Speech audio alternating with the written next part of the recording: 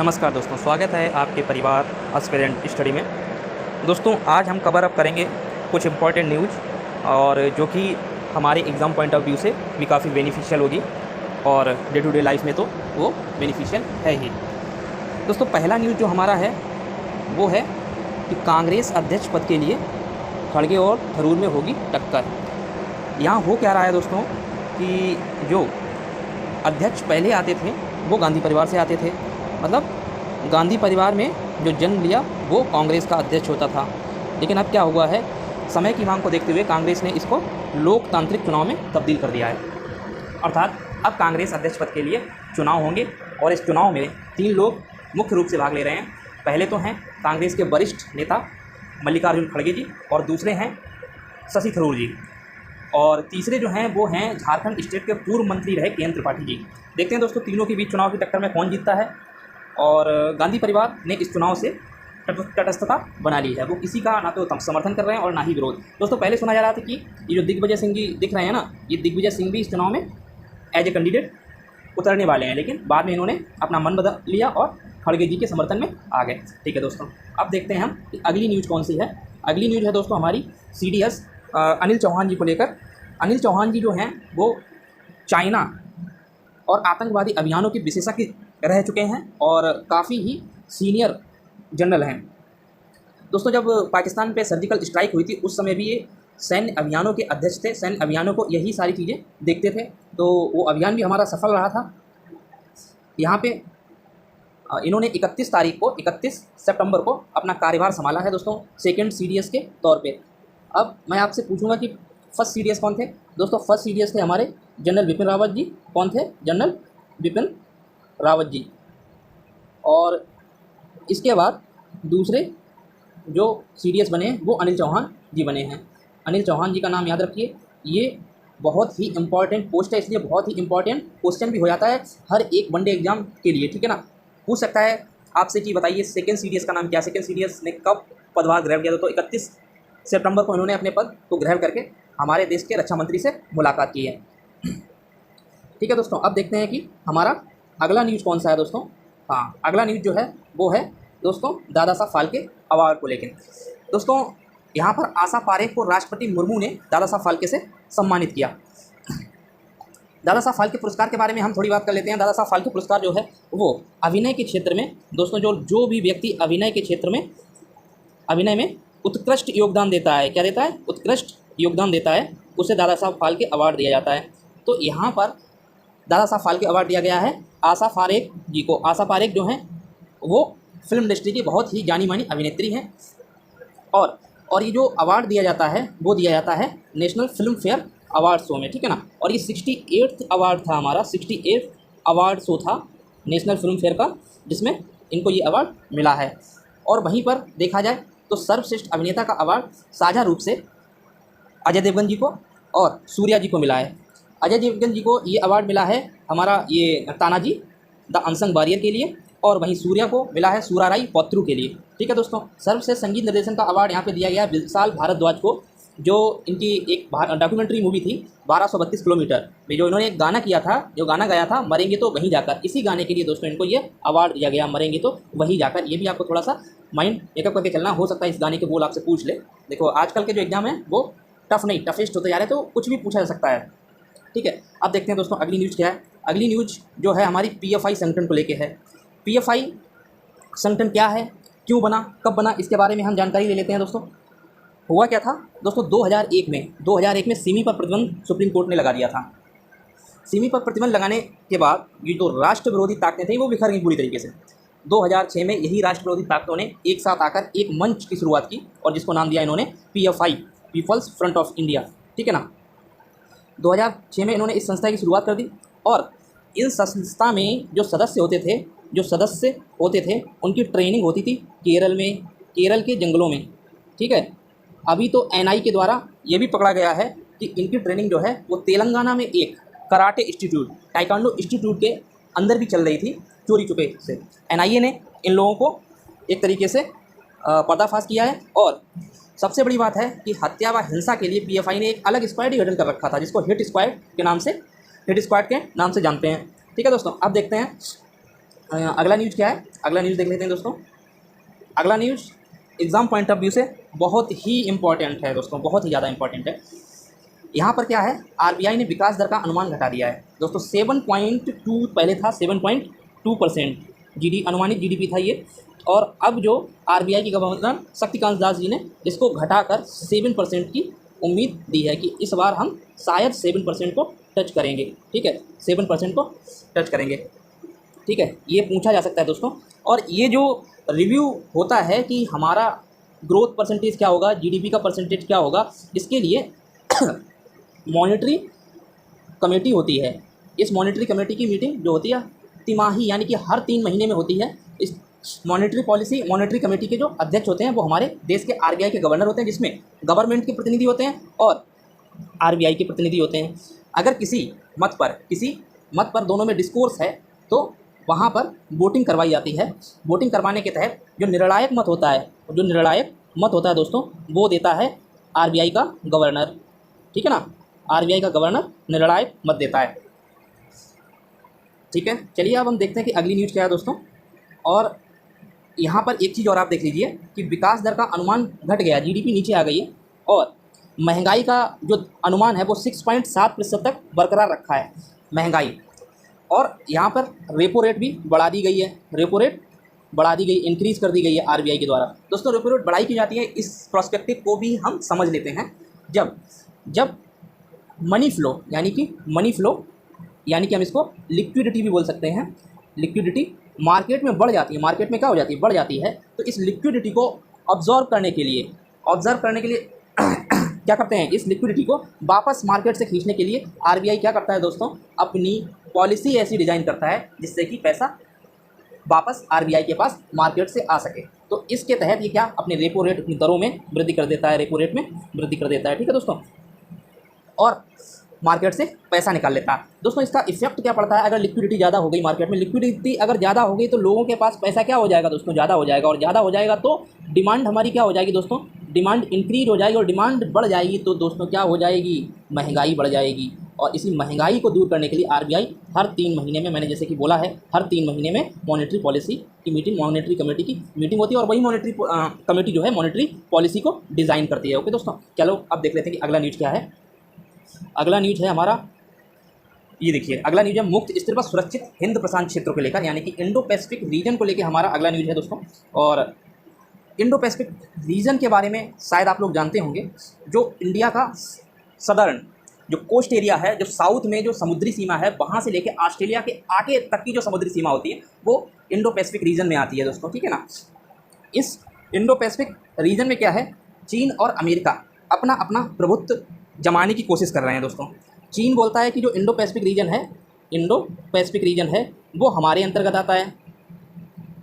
ठीक है, और अमेरिका का इसके बारे में वक्तव्य है कि ये इंडो पैसिफिक रीजन है वो मुक्त रहना चाहिए। कैसा रहना चाहिए, मुक्त रहना चाहिए, मुक्त व्यापार होना चाहिए यहाँ से। और अमेरिका को ये भी पता है यदि चीन ने इस इंडो पैसिफिक रीजन पे आधिपत्य जमा लिया तो ये स्वतंत्र तो रह नहीं सकता, मुक्त व्यापार यहाँ से हो नहीं सकता फिर किसी भी तरीके से। और मैक्सिमम जो एशिया, यूरोप और अमेरिका का जो व्यापार है दोस्तों, इसी वाटरवे से होकर आता है, इंडो पैसिफिक रीजन से होकर आता है। इसीलिए क्या है, इंडो पैसिफिक रीजन को लेके भारत, जापान और यूएसए ने मिलकर एक, और इसके साथ ऑस्ट्रेलिया भी था मिलकर, पहले ये 3 कंट्री थी, बाद में ऑस्ट्रेलिया ने इसको ज्वाइन किया और एक क्वाड ग्रुप बनाया जिसका कि चाइना ने भरपूर विरोध किया। ठीक है ना, और वहाँ चाइना ने भी एक RCEP करके एक संस्था बनाई है। तो ये RCEP क्या है, ये रीजनल कॉम्प्रिहेंसिव इकोनॉमिक पार्टनरशिप है। रीजनल कॉम्प्रिहेंसिव इकोनॉमिक पार्टनरशिप में शामिल होने का भारत को भी न्योता मिला था, लेकिन भारत ने इसको ज्वाइन नहीं किया। रीज़न ये था कि चाइना का एक हिडन उद्देश्य था उसमें कि वो हर एक कंट्री का इकोनॉमिक फ़ायदा उठाए फ्री ट्रेड एग्रीमेंट के जरिए। फ्री ट्रेड एग्रीमेंट क्या होता है दोस्तों, फ्री ट्रेड एग्रीमेंट अगर जिन 2 देशों के बीच में हो जाता है तो मुक्त व्यापार हो जाता है। उनके बीच में अगर कोई भी ट्रेड होगा, कोई भी आयात निर्यात होगा तो दोनों कंट्री में कोई टैक्स देने की जरूरत नहीं पड़ेगी। तो इस वजह से क्या है, भारत ने इस RCEP को नकार दिया था। यहाँ पे दोस्तों USA के साथ ज़्यादा कंट्री इंडो पैसिफिक रीजन को लेकर के, इसमें इंडो पैसिफिक रीजन में रहने वाले जो कंट्री हैं जो USA के साथ है वो भारत है, ऑस्ट्रेलिया है, जापान है, ब्रुनोई, इंडोनेशिया, दक्षिण Korea, Malaysia, New Zealand, Philippines, Singapore, Thailand और वियतनाम है। जब चाइना के साथ कंबोडिया और लाओस हैं। तो एक तरीके से देखा जाए तो इंडो पैसिफिक रीजन को लेकर जो अमेरिका की स्थिति है वो चाइना से बेटर है। तो चलिए दोस्तों देख लेते हैं अब हम अगली न्यूज़ क्या है यहाँ पर। इस न्यूज़ को देखने से पहले दोस्तों हम अपने एक अगली न्यूज़ को देखते हैं जो कि इससे कनेक्टेड है दोस्तों, ठीक है ना। उस न्यूज़ को, ये न्यूज़ कहाँ पर है, एक मिनट दोस्तों। हाँ, पुतिन ने यूक्रेन के 4 क्षेत्रों को रूस का हिस्सा बनाया। यहाँ क्या किया है दोस्तों कि कहा जा रहा है कि सेकेंड वर्ल्ड वार के बाद ये पहला ऐसा मौका है जहाँ पर इतने बड़े भूभाग को किसी दूसरे देश ने कब्जा किया है। यहाँ पुतिन ने क्या कहा है कि लुहांस्क, डोनेत्स्क, खेरसान और जोपोरिजिया क्षेत्र जो हैं वो रूस के देश के हिस्से हैं और अगर इन पर कोई अटैक करता है तो ये रसिया पर अटैक माना जाएगा, ठीक है। और तो और इन चारों क्षेत्रों के जो हेड हैं वो यहाँ रसिया के साथ एग्रीमेंट भी साइन कर चुके हैं, ठीक है।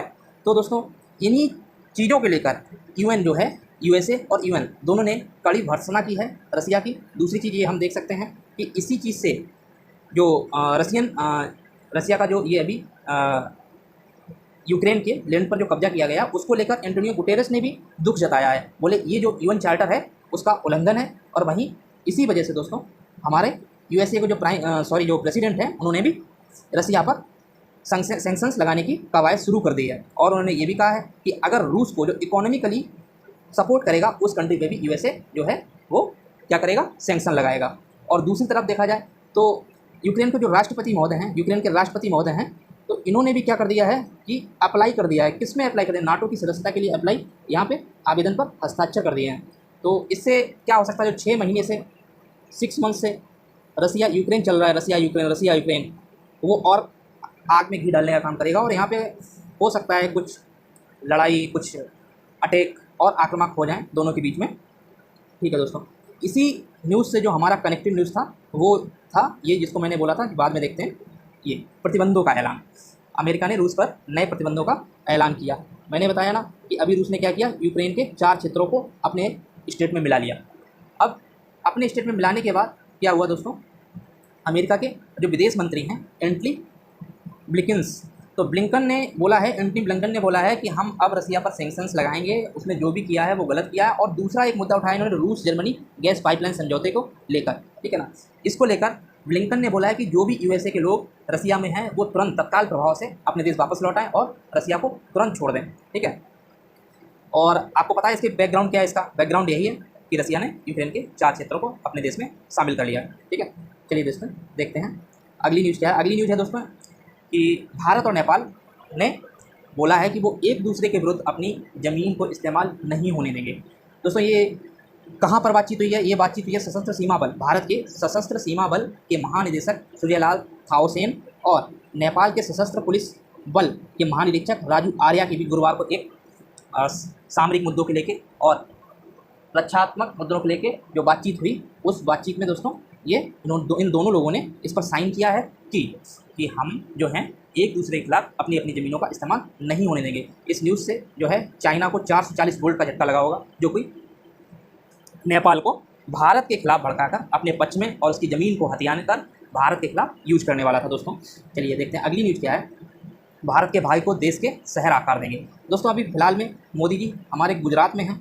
गुजरात में क्या करने गए हैं? मेट्रो का उद्घाटन करने गए हैं। एक वंदे भारत एक्सप्रेस है, उसको हरी झंडी यानी कि उसको लॉन्च करने गए हैं। देखते हैं आगे न्यूज़ में क्या है कि पीएम ने गुजरात में वंदे भारत एक्सप्रेस ट्रेन और मेट्रो के पहले चरण का उद्घाटन किया और साथ साथ ही मोदी जी ने ये भी बोला है कि 25 साल में वो भारत को विकसित देश बना देंगे, ठीक है ना।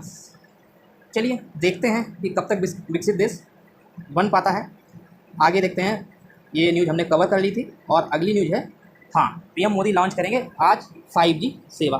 पीएम मोदी जी आज 5G सेवा लॉन्च करेंगे और ये कहाँ पे लॉन्च होगी दोस्तों? कुछ गिने चुने शहरों में लॉन्च होगी। ये 5G सेवा की शुरुआत जो है रिलायंस इंडस्ट्री चैनल मुकेश अंबानी, भारतीय एयरटेल के सुनील भारती मित्तल और वोडाफोन इंडिया के कुमार मंगलम बिंडला मौजूद रहेंगे इसमें, ठीक है ना।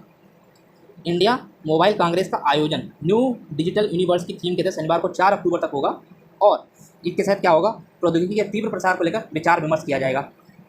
आगे देखते हैं दोस्तों क्या है इसमें कि भारतीय दूरसंचार नियामक प्राधिकरण यानी कि ट्राई जो कि क्या करता है, समस्त प्रकार के जो हमारे कम्युनिकेशन से रिलेटेड मुद्दे होते हैं, जो इशू होते हैं, उन पर कानून बनाती है ट्राई। तो ट्राई की तरफ से 5G का सफल ट्रायल पहले ही किया जा चुका है। 5G लॉन्च होते ही इन 4 जगहों पर 5G की सेवा शुरू की जाएगी, जिनमें कि दिल्ली स्थित इंटरनेशनल एयरपोर्ट है, बेंगलुरु का मेट्रो और कांडला पोर्ट है, भोपाल का स्मार्ट सिटी है। बेंगलोर के 2 जगह हैं, एक मेट्रो है और कांडला पोर्ट, भोपाल का स्मार्ट सिटी एंड दिल्ली का इंटरनेशनल एयरपोर्ट। इन 4 जगहों पे 5G पहले लॉन्च हो जाएगा।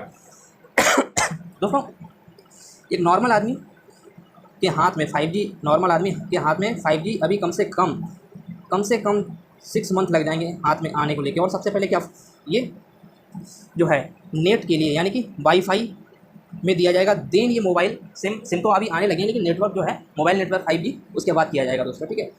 चलिए देख लेते हैं दोस्तों अगली न्यूज़ क्या है हमारी। नौकरशाहों का मूल उद्देश्य। यहाँ पर राष्ट्रपति मुर्मू जी ने कहा है कि नौकरशाह जो होते हैं वो देशवासियों की सेवा करने के लिए होते हैं, देश की सेवा करने के लिए होते हैं। बिल्कुल सही फरमाया राष्ट्रपति महोदय ने।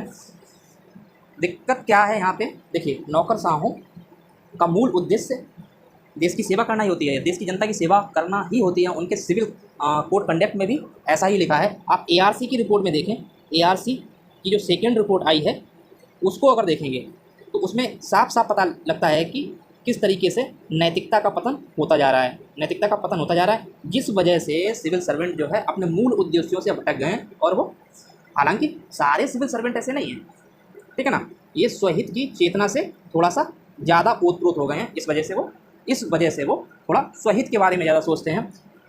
और यही एक कारण है कि देश की राष्ट्रपति द्रौपदी मुर्मू जी को नौकरशाहों को ये बताने की ज़रूरत पड़ी है कि उनका मूल उद्देश्य क्या है। चलिए देख लेते हैं दोस्तों अगली न्यूज़ क्या है। अगली न्यूज़ है हमारी, सुप्रीम कोर्ट जनसंख्या नियंत्रण के मुद्दे पर सुनवाई को इच्छुक नहीं है। क्यों नहीं है इच्छुक भाई, देखते हैं। देखिए दोस्तों क्या होता है कि जो पब्लिक का डायरेक्ट कनेक्शन होता है वो गवर्नमेंट के साथ होता है। गवर्नमेंट यानी कि पार्लियामेंट के साथ होता है, ठीक है ना। किसके साथ होता है, पार्लियामेंट के साथ। कैसे होता है, क्योंकि पार्लियामेंट में उनके द्वारा चुने हुए सांसद जो होते हैं वो बैठे होते हैं। तो यदि पब्लिक रिलेटेड कोई भी कानून पे चर्चा होगी वो संसद में होगी, ना कि सुप्रीम कोर्ट में, क्योंकि सुप्रीम कोर्ट डायरेक्ट पब्लिक के कांटेक्ट में नहीं होता है, ठीक है। इसलिए सुप्रीम कोर्ट का कहना यहाँ पे ये है, और बिल्कुल सही कहना है, कि इस मुद्दे को जो है जनसंख्या नियंत्रण के मुद्दे को आप संसद में कानून लाइए, ठीक है, ना कि हम इस पर डायरेक्ट सुनवाई करें, ठीक है। चलिए दोस्तों अब देख लेते हैं कि अगला न्यूज़ क्या है। ठीक है दोस्तों, अगला न्यूज़ अब ख़त्म हो गया है। That is the last news for today. और इन न्यूज़ को आप एक बार डीप स्टडी कर लीजिएगा, ठीक है। कुछ एक जो न्यूज़ हैं वो सुप्रीम कोर्ट से रिलेटेड है। आपको संसद और सुप्रीम कोर्ट को संवैधानिक दायरे को जानना चाहिए। और ये अब सुप्रीम कोर्ट का जो निर्णय है, इन्होंने कहा है कि मैं अभी इस जनसंख्या नियंत्रण कानून पर कोई भी स्टेप नहीं उठाऊंगा। ये किसने, संसद ने उठाना है। तो आपको संसद और सुप्रीम कोर्ट के बारे में पढ़ लेना चाहिए। हो सकता है इस अपकमिंग एग्जाम्स में ये क्वेश्चन पूछे जाए, और मुझे लगता है पक्का पूछे जाएंगे। जनसंख्या नियंत्रण, एक तो टॉपिक आपका जनसंख्या नियंत्रण हो गया, एक सुप्रीम कोर्ट हो गया, एक संसद भी हो गया, संसद, ठीक है ना। तो इनको आप देख लीजिए और मिलते हैं हम लोग अपने अगले सेशन में। तब तक के लिए दोस्तों जय हिंद, जय भारत, नमस्कार।